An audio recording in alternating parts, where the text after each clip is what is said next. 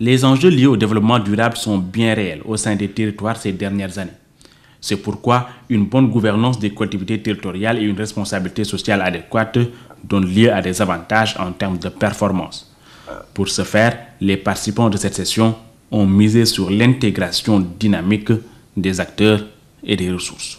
À travers cette formation, je pense que c'est une aubaine qu'on va essayer de mettre à profit, mais aussi on demande à ce que le PND nous appuie afin qu'on puisse avoir des grappes de convergence au niveau des zones écogéographiques, que les gens puissent pouvoir élaborer, ne serait-ce que comme projet par zone écogéographique, que ça puisse servir d'exemple pour l'ensemble des autres collectivités territoriales. De plus en plus, le management de la collectivité territoriale s'apparente à celle d'une entreprise et devrait de ce fait requérir aux outils du management, surtout dans une perspective de développement durable.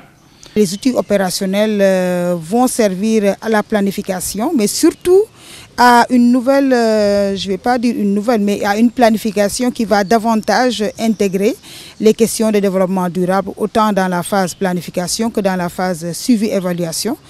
Durant cette session, la démarche de renforcement des capacités des acteurs territoriaux a été bien prise en compte pour une démultiplication auprès des acteurs territoriaux. Ce qui est intéressant dans cet atelier, c'est qu'on forme les services techniques de l'État et les ARD, et en retour aussi, ils forment les collectivités territoriales.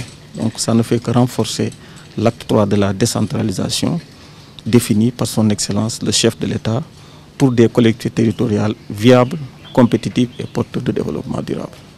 Aborder la question de l'identification des besoins corrélés à une démarche RSE dans la perspective d'un développement durable revêt tout son sens à l'heure de la mise en œuvre du PSE et de l'acte 3 de la décentralisation.